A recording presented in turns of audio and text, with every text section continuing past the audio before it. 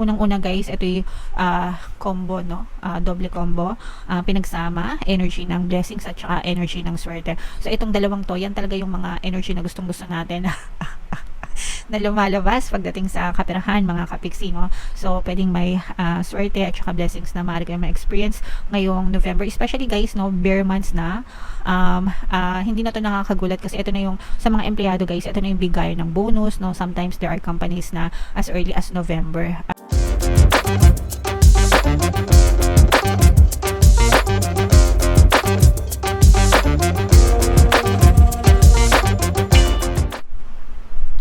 Hello guys, hello Pisces, welcome back to Pinoy Pixie Tarot. Ang pamagat ng episode natin for tonight is money kapalaran, money come to me, money reading para ngayong November para sa Pisces guys. So unahin natin itong deck na to, tingnan natin yung money manifesting technique para sa inyo guys. By the way mga kapiksi, naka-upload na yung inyong 2025 kapalaran para sa bawat zodiac sign. If in case hindi nyo pa napapanood, punta lang kayo guys dun sa ating YouTube homepage. Nandun yung mga video para sa bawat zodiac sign. So meron tayong aspire mga kapiksi.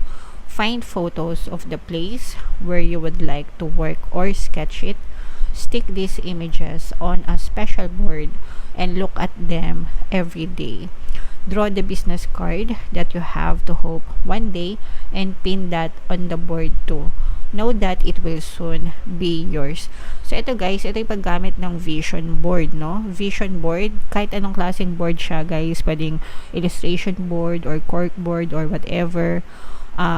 Na pwede nyong dikitan ng mga images ng mga bagay na gusto nyo. Ito guys, specific ito sa trabaho, no? Pero actually kahit anong gusto nyong ma-achieve sa buhay nyo, pwede nyong ilagay dun sa vision board nyo. So yung example na ikukwento ko sa inyo guys, kung kilala nyo kung napanood nyo yung The Flash na movie, yung pinaka-latest mga kapiksi, may artista na gumanap doon na Supergirl, no? Kasi lumabas si Supergirl doon sa The Flash na movie. So yung artista na gumanap doon na Supergirl, gumawa siya ng vision board nung hindi pa siya nakakast as Supergirl. Gumawa siya ng vision board niya. Sinabi niya to sa interview niya mga kapiksi, and doon sa vision board niya, nilagay niya is yung image ni Wonder Woman, okay? Si Wonder Woman, si Gal Gadot, no? Kasi gusto niyang gumanap as superhero sa isang pelikula. So, hindi siya naging Wonder Woman, pero naging Supergirl siya. So, ibig sabihin, the effect is the same. Hindi yun eksaktong Wonder Woman, pero nakaganap siya as a superhero sa isang movie, which is si Supergirl, mga kapiksi. So, nag-open ng opportunity sa universe sa kanya para mag-materialize sa physical reality niya yung nandun sa vision board niya, mga kapiksi. So, ganun yung ginagawa. Ganun yung epekto na nagagawa ng pagkakaroon ng vision board.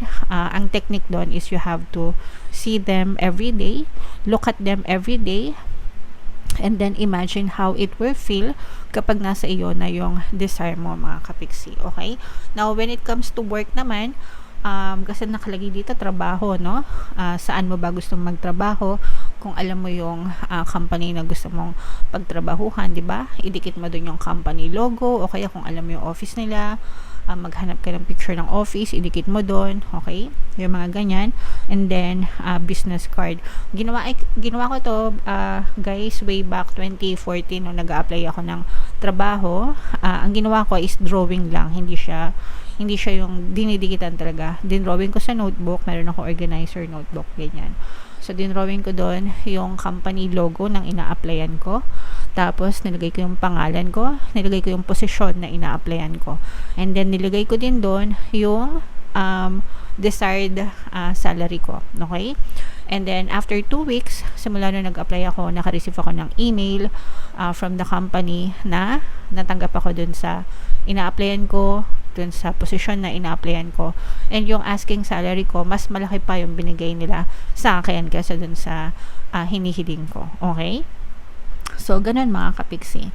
And habang nag-aantay ako ng email sa kanila or update, palagi kong tinitingnan yung sinulat ko dun sa notebook ko. Pinicturean ko pa siya, ginawa ko pa siyang wallpaper ng cellphone ko, ng computer ko, okay, para palagi ko siyang nakikita. So, that's how you use your vision board or vision board technique mga kapiksi in manifesting your desires. So, kahit ano guys na gusto nyong ma-achieve, trabaho, negosyo, let's say for example, bahay, kotse, no, whatever, ilagay nyo dun yung picture sa vision board nyo, and tingnan nyo araw-araw, okay? And i-claim nyo na sa inyo na yon, i-declare nyo na sa inyo yon, kapiksi. Alright? Okay, so comment down below if na-try nyo na yan, technique na yan guys, and how it worked for you. I-comment nyo sa baba guys para maka-inspire din kayo ng iba pa nating mga kapiksi. So, tingnan natin yung ganap sa kaperahan nyo guys ngayong November. Shuffle natin to. Habang sinashuffle ko to guys, panoorin nyo muna yung video natin regarding sa ating paano mag-manifest ng abundance video course. Kapiksi, sawa ka na ba sa mga struggles at hirap sa buhay mo? Masipag ka ba at masikap sa buhay ngunit hindi ka pa rin umaasenso? Ilang beses ka na bang nag-attempt mag-negosyo at mag-invest pero palagi ka pa rin nalulugi? Sa pagkakataon na ito ay maaaring may subconscious beliefs ka na nagiging balakid sa iyong pag-unlad at pagyaman. Introducing, paano mag-manifest ng abundance video course. Dito ay matututunan mo ma-overcome ang mga balakid mo para tuluyan ka ng umunlad, umasenso, sumagana, maging matagumpay, successful at maswerte sa iyong kabuhayan, pera, trabaho, negosyo sa lapi at kaperahan ng bonggang-bongga. Dali, mag-send na ng email sa pinoypixie@gmail.com at simulan na ang iyong pagyaman ngayon. Alright, so sa lahat ng gusto mag-avail ng course guys, mayroon tayong promo ngayong October, magbibigay tayo ng free 3-in-1 pampaswerte sa subliminal, so pampaswerte sa buhay, sa pera at saka sa love life, worth 1,500 yung freebie na yan guys, kaya mag-avail na kayo. And meron din tayong bagong course, paano mawala ang third party at magkaroon ng harmonious na relationship para mawala yung mga kabit ng mga jowa nyo guys. 20% discount naman yan until October 31, so i-avail nyo na mga kapiksi, sobrang ganda. Alright. Wow, grabe.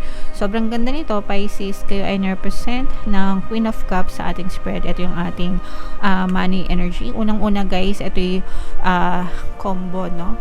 Doble combo. Pinagsama, energy ng blessings at saka energy ng swerte.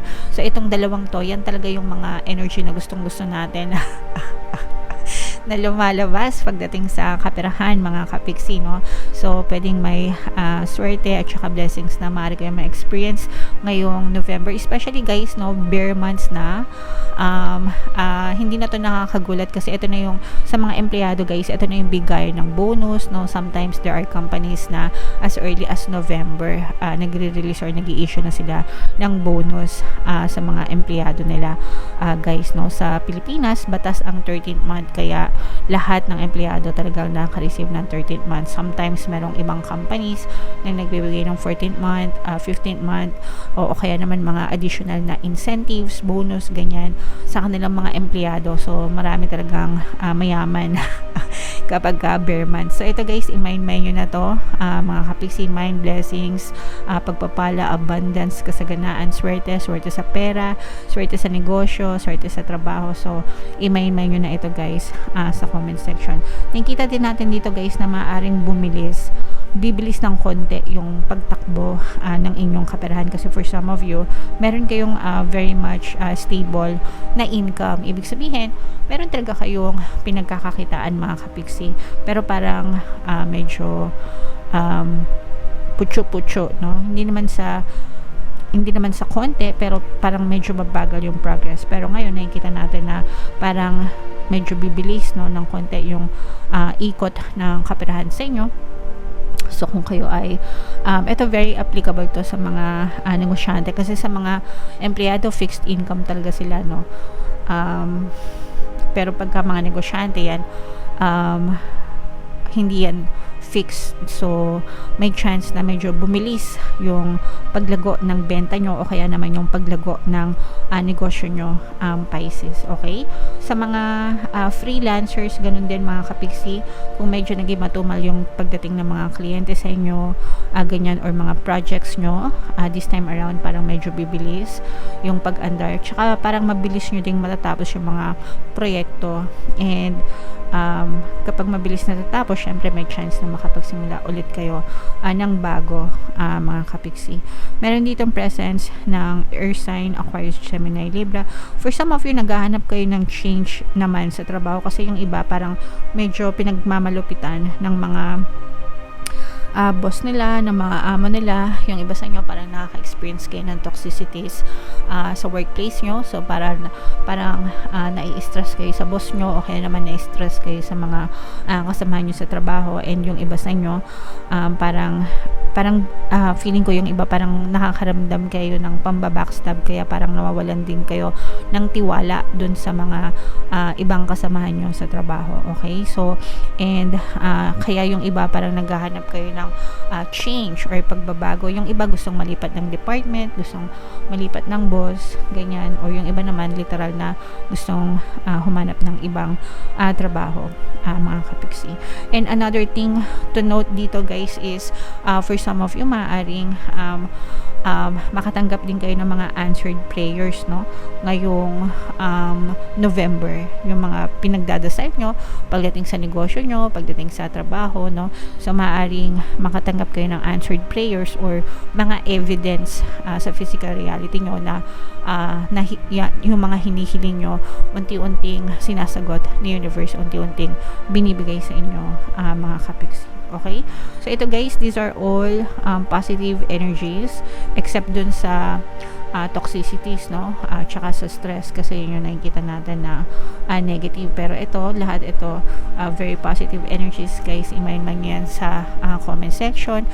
Mind blessings, kasaganaan, pagpapala, mind answered prayers, mind swerte, okay? Swerte sa pera, swerte sa negosyo, swerte sa trabaho. I-mind man yan lahat guys sa comment section, mga kapiksi. Okay? Alright. And comment down below guys, no, if feeling nyo nakaresonate kayo dyan sa mga readings na yan. Pwede kayo makinig guys ng ating mga pampaswerte subliminals.